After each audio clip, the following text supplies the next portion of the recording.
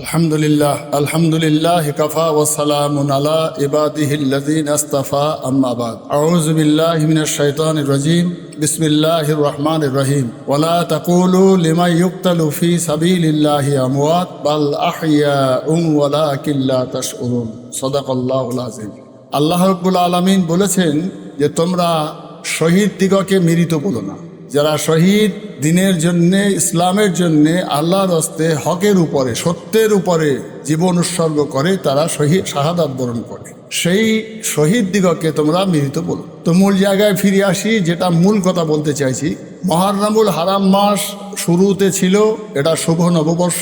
কিয়ামত হবে মুহররম মাসের 10 তারিখে। আর এই 10 তারিখে অগণিত ঘটনা ঘটে আছে, যা মানুষের মুখে মুখে তা প্রচলিত। তার মধ্যে উল্লেখযোগ্যভাবে দেশের মানুষ যেটা পালন করে সেটা হলো ইমাম হুসাইন রাদিয়াল্লাহু তাআলা আনহু এবং তার সঙ্গীদের শাহাদাত। সেটা ইরাকের একটা মাঠের নাম, একটা ময়দানের নাম হচ্ছে কারবালা। তাই ইরাকে যে ময়দানটা আছে কারবালা, সেখানে ইমাম হুসাইন রাদিয়াল্লাহু তাআলা আনহু এবং তার সঙ্গী বর্গরা শহীদ হয়েছিলেন।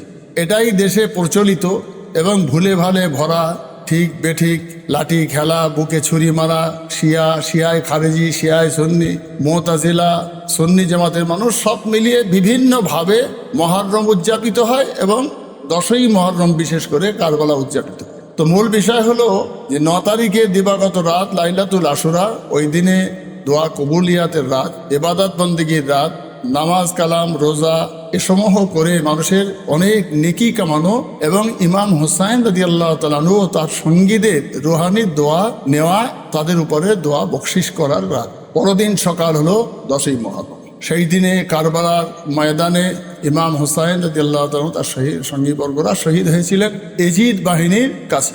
এজিদ বাহিনী দুনিয়ার জমিনে ক্ষমতার লোভে লুবিয়ান হয়ে, নারীর লোভে লুবিয়ান হয়ে, পয়সার লোভে লুবিয়ান হয়ে মত্ত অবস্থায় যে তাণ্ডব চালালো, সত্য মিথ্যা ঘটিয়ে ধরে আনতে বলল, বেঁধে আনতে বলল, তাকে খুন করে দিল, এসব কাজ তার বাহিনীরা করলো পুরস্কার পাওয়ার আশায়, পদ পাওয়ার আশায়।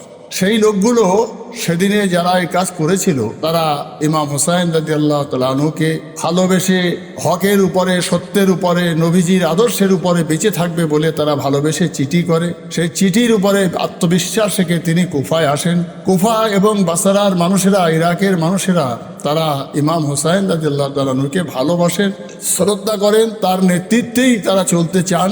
কিন্তু মানুষ চলতে চাইলে তো হবে না, মানুষকে তো অন্য কাজ করে বিভ্রান্ত করা হয়। সেটা সেদিনেও করেছিল। আজকে যদি কেউ ভাবে যে কারবালার মাঠ থেকে আমি কিছু উপদেশ নেব, তাহলে আজকেও সেই যে দিন চলছে। টাকায় একটা প্রবাদ বাক্য আছে, টাকার মুড়ে বুড়োরবে। তো টাকার কাছে, পদের কাছে, ক্ষমতার কাছে সব মাথা নত করা, এটা মানুষের দুর্বল ইমানদারদের চরিত্র। তাই কুফার লোক, বাসারার লোক, ইরাকের লোক, তারা শক্ত সবল সতেজ ইমানদার ছিলেন না। কেহ ছিলেন দুর্বল, কেহ ছিলেন সাহসিকতা থাকলেও তাদেরকে মারধর করে, তাদের মধ্যে কাউকে কাউকে খুন করে তাদেরকে দূরে সরিয়ে দেওয়া হলো, আর কাউকে অর্থের বল দেখিয়ে কিনে নেওয়া হলো, আবার কাউকে ক্ষমতার অর্থাৎ পাওয়ারে বসিয়ে কিনে নেওয়া হলো। তাই যারা বিশ্বাস করে ইমাম হুসাইন রাদিয়াল্লাহু আনহু যাদের উপরে বিশ্বাস করে এসেছিলেন, তাদেরকে সেই জায়গায় রাখলো না এজিদ বাহিনী।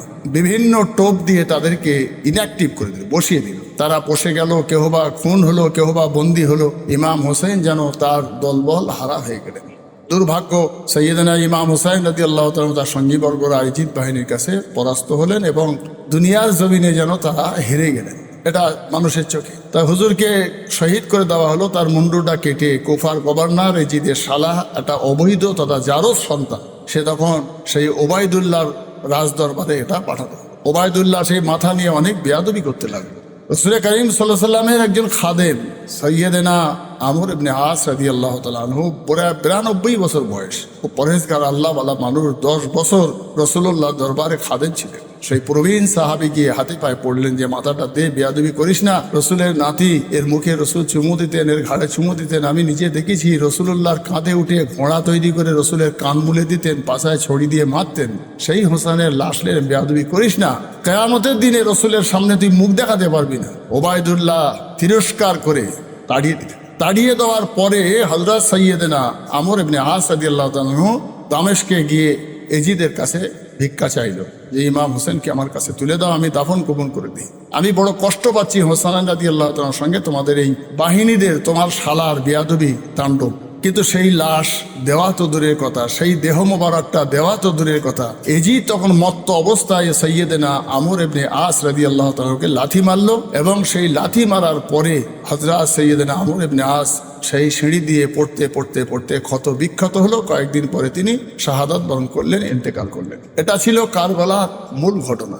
আমি যেটা মূল বলতে চাইছি যে আজকে দিনে যদি কারবালার এই ঘটনা ঘটানোর জন্য এজিদ যে তাণ্ডব চালিয়েছিল, কিসের জন্য? ক্ষমতার জন্য, পাওয়ারে থাকবে বলে, সুখ ভোগ করবে, আয়েশারাম করবে, গভর্নর হবে, দেশের মানুষ তাকে সম্মান করবে, স্যালুট করবে।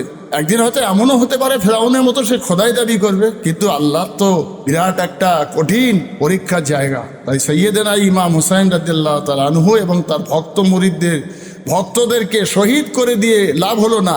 তাদের যাদের মারধর করে বসিয়ে দিয়েছিল, তাদের আর্তনাদ, তাদের দিলের কান্না, তাদের মনের কান্না আল্লাহ তো বোঝেন। তাই মজলুমের দোয়া তো বিদ্যুতের গতিতে কবুল হয়। তাদের দোয়া আল্লাহর দরবারে কবুল হলো। এজিদ বাহিনী তাণ্ডব চালালো।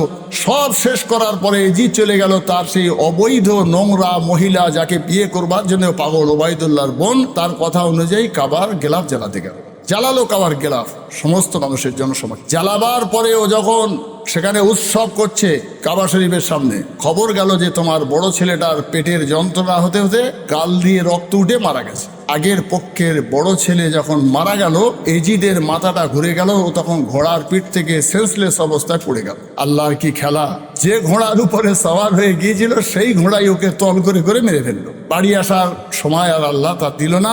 এখানে এজিদের যে অবৈধ নোংরা একটা জারর সন্তান ওবায়দুল্লাহর বোন, দ্বিতীয় স্ত্রী, তখন ওবায়দুল্লাহর এই বোনটা এজিদের দ্বিতীয় স্ত্রী, ওই কুচক্রী এই এজিদকে দিয়ে এত নোংরামি করাবার মূল নায়ক যে সেই মারওয়ান তাকে বিবাহ করে একটা বাচ্চা সহ। এজিদের বাচ্চা মারওয়ানের ঘরে বাচ্চা নিয়ে উঠ। কিন্তু মারওয়ান তো আগের পক্ষে ছেলেকে তারপরে বাদশা করবে, এটাই তার ইচ্ছা। কিন্তু আল্লাহর কি খেলা যে সে মারওয়ানও এই চক্রান্ত করতে লাগলো, লিখিত একটা ওসিয়াতনামা করতে লাগলো যে আমার মৃত্যুর পরে আমার ছেলে হবে এখানকার গভর্নর। এটা এজিদের বউ তথা মারওয়ানের বর্তমান বউ।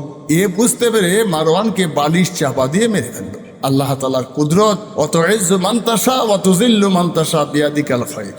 সব চক্রান্তের অবসান ঘটিয়ে যারা ক্ষমতার লোভে অভিয়ান হয়ে এত বড় একটা নোংরা অধ্যায় সৃষ্টি করলো কারবালার মাঠে, তারা সবাই কম বেশি খোদার গজবে পড়ে মারা গেল, ধ্বংস হয়ে গেল। তাদের সুখ শান্তি আয়েশ আরাম বিলাসবহুল জীবনযাপনের সব অবসান ঘটালেন মহান আল্লাহ। বর্তমান দিনে যারা এ কাজ করবে, নিঃসন্দেহে আমরা দেখেছি গুন্ডাদের মারে গুন্ডারাই, ডাকাতদের মারে ডাকাতরাই, ভাগ বটরা করে এক জায়গায় বসে, তারাই ভাগ বটরা করতে করতে খুনোখুনি করে। তাহলে একজনকে খুন করে ছিনতাই করে অনেকটা সোনা টাকা নিয়ে আসলো, আর এরা বসে ভাগ করার সময় নিজেরা খুনোখুনি করে মরল। তো সেদিনে তাই ঘটলো কারবালার মাঠে। তাই মহান আল্লাহ কারবালার মাঠের এই বিভ্রান্তকর অধ্যায়কে, নোংরা অধ্যায়কে, কারবালার মাঠের এই নোংরা পিরিয়ডটাকে স্মরণ করে পৃথিবীর মানুষের এর থেকে জ্ঞান উপলব্ধি করা যে আমরা যেন সুখ ভোগের আশায়, অর্থের আশায় যেন এই রকম জর্জরিত পাপে না হয়ে যাই, আর সমস্ত মজলুম তথা দুর্বল গরিব অসহায় মানুষের বদদোয়ার কবলে না পড়ি।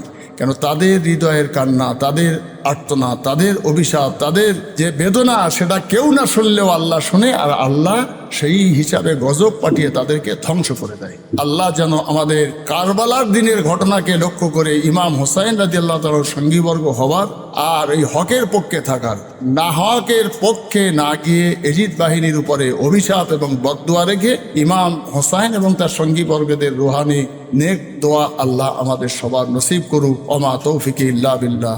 আসসালামু আলাইকুম ওয়া রাহমাতুল্লাহ।